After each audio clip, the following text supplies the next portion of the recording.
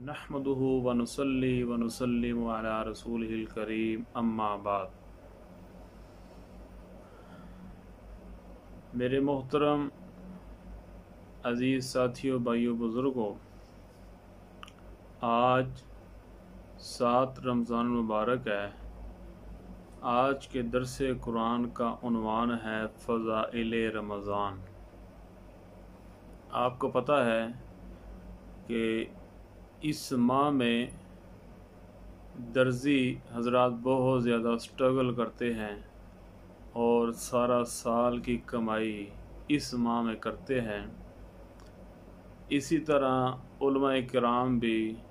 सारा साल कमाई के लिए इस माह में मेहनत फरमाते हैं,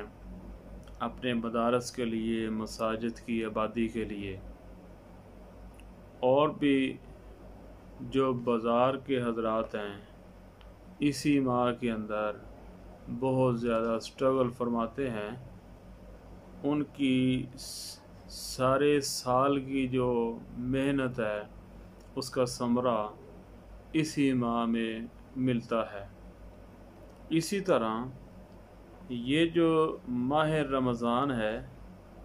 ये नेकियों के बारे में फसले बहार है, और जो आदमी एक नफिल अदा करता है उसको एक फ़र्ज़ के बराबर सवाब अता किया जाता है, और जो एक फ़र्ज़ अदा करता है उसको 70 फ़र्ज़ों के बराबर सवाब अता किया जाता है। आप अलैहिस्सलाम ने एक रवायत में फ़रमाया कि अगर मुसलमानों को ये पता चल जाए कि रमज़ान क्या चीज़ है तो ये तमन्ना करें कि सारा साल ही रमज़ान ही रहे। इतनी ज़्यादा फ़जीलत है रमज़ान मुबारक की। इसी तरह जो रमज़ान के रोज़े रखता है और हर महीने में 3 दिन रोज़े रखता है, जिसको अय्याम 20 के रोज़े कहते हैं, तो इसका दिल खोट से पाक हो जाता है और इसका दिल वसाविस से दूर हो जाता है। ये रवायत के अल्फाज हैं। एक मरतबा सहाबाए कराम एक गज़वा में तशरीफ़ ले गए। किसी मंजिल पे उतरे, बहुत ज़्यादा शिद्दत थी और रोज़े से थे और आसपास दरख्त ना मिले कि जहाँ पे वो साए में ठहर सकें। इन्होंने अपने हाथों को आँखों के ऊपर रखने शुरू किए, क्योंकि आफताब की शुआएं बहुत ज़्यादा पड़ रहे थे और जिस्म पे इतने कपड़े भी नहीं थे कि जो गर्मी से इनको महफूज रख सकें। तो सहाबा इकराम का ये मिजाज था कि एक जमात वो साल हर साल रोज़ा रखती थी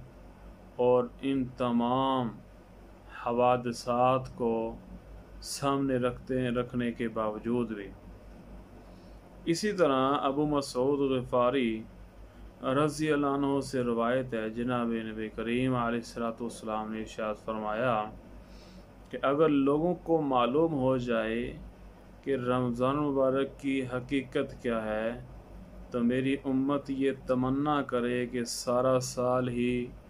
रमज़ान रहे। फिर कबीला बनु ख़ज़ा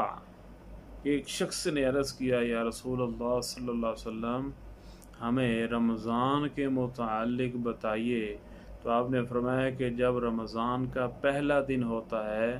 तो अर्श के नीचे से हवा चलती है जिससे दरख्तों के पत्ते बजने लगते हैं और एक बहुत ही खूबसूरत आवाज़ आती हैं,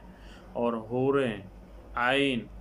वो अपने हुजरों से निकल के अर्ज़ करती हैं, ए हमारे रब, इस माह में हमारे लिए अपने बंदों में से कुछ शोहर मुकर्रर कर दीजिए,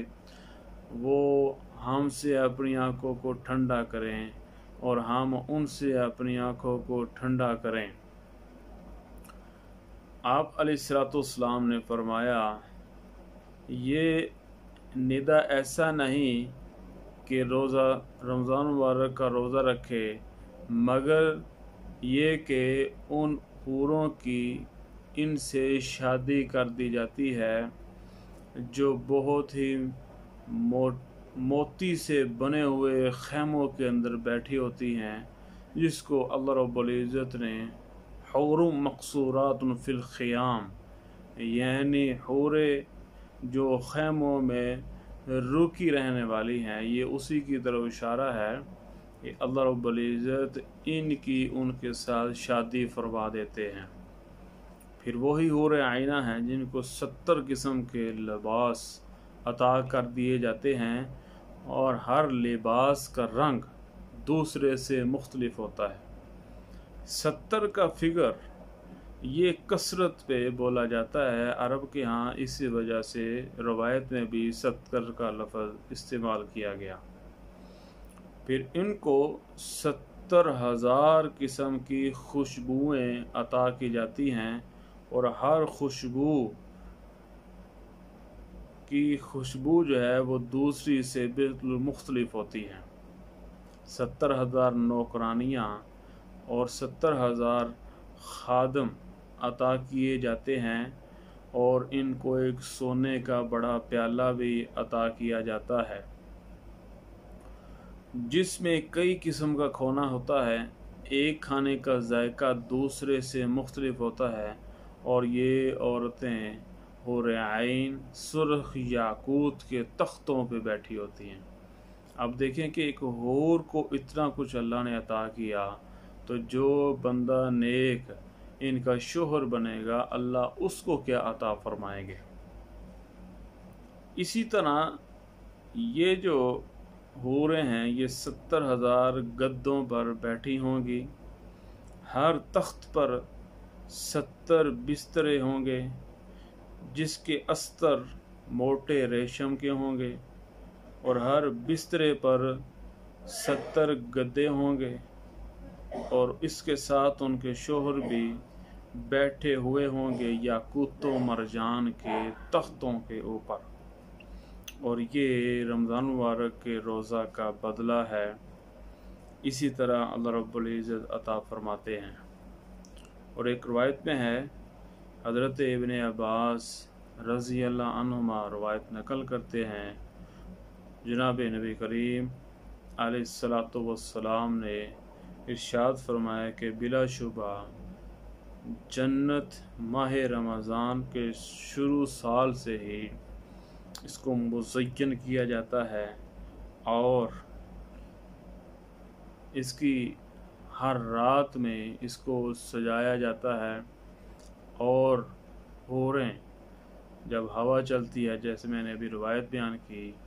تو پتے بجنے لگتے ہیں، خوبصورت آواز آتی ہے، تو ان حوروں کا ایک بندے کو 100 حوریں عطا کر دی جاتی ہیں جو اس ماہ میں روزے رکھتا ہے، اور اس کے لیے جنت میں ایک محل سونے اور یاقوت اور چاندی اور زمرد کا تیار کر دیا جاتا ہے۔ اس محل کی لمبائی اور چوڑائی یہ یوں سمجھیں کہ ساری دنیا اکٹھی کر کے اس محل میں رکھ دی جائے تو ایسے معلوم ہوگا جیسے دنیا میں کوئی بکریوں کا باڑا ہو۔ تو یہ سب اس ماہ میں عطا کر دیا جاتا ہے۔ اسی طرح اللہ رب العزت پہلی رات جب ہوتی ہے تو ہر رات میں اللہ رب العزت کی طرف سے مسلمانوں کی دعائیں قبول ہوتی ہیں، اور شیاطین کو گرفتار کر دیا جاتا ہے، اور دعائیں ضرور قبول ہوتی ہیں، اور فرشتوں کو اللہ رب العزت فرماتے ہیں، دیکھو میرے بندے میرے لیے کس طرح مجھ سے مانگ رہے ہیں، تو اللہ رب العزت فخر کرتے ہیں اور فرشتوں کو فرماتے ہیں کہ دیکھو یہ میرے بندے ہیں جو میرے مقام و رتبہ کو سامنے رکھ کے مجھ سے توبہ استغفار کر رہے ہیں اور مجھ سے توبہ استغفار کر رہے ہیں، تو اللہ رب العزت اس کنڈیشن کو دیکھ کے فرماتے ہیں کہ فرشتوں دیکھیں میرے بندے کیسے میرے اوپر ایمان لا کے میری بندگی کر رہے ہیں۔ اسی طرح اللہ رب العزت ہر افطاری کے وقت میں ضرور دعا قبول فرماتے ہیں، دعا رد نہیں ہوتی، ضرور مانگنی چاہیے۔ آسمانوں کے دروازے کھول دیے جاتے ہیں اور 3 آدمیوں کی دعا تو بالکل رد نہیں ہوتی، نمبر 1 روزے دار کی افطار کے وقت،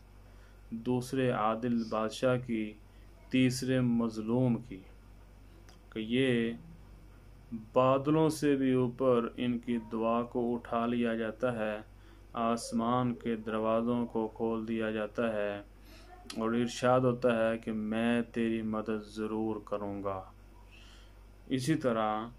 جب آدمی اس ماہ میں دعا کرتا ہے تو اللہ تعالیٰ رمضان میں عرش کے اٹھانے والے فرشتوں کو حکم دیتے ہیں کہ اپنی اپنی عبادت کو چھوڑ دو اور روزہ داروں کی دعا پر آمین کہو۔ تو اتنے زیادہ فضائل ہیں رمضان المبارک کے،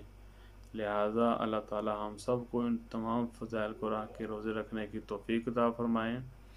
اسی طرح یہ تو تصویر کا ایک رخ ہے، دوسرا رخ یہ ہے کہ جو اس میں گناہ کرے گا اس کو زیادہ اللہ رب العزت کی طرف سے سزا اور گناہ بھی ہوگا، لہذا کوشش کریں کہ گناہوں سے مکمل توبہ اور تائب ہو جائیں۔ اللہ تعالیٰ ہم سب کو صحیح سمجھ نصیب فرمائیں اور قرآن و سنت کے مطابق زندگی بسر کرنے کی توفیق عطا فرمائیں۔ وآخر دعوانا الحمد للہ رب العالمین۔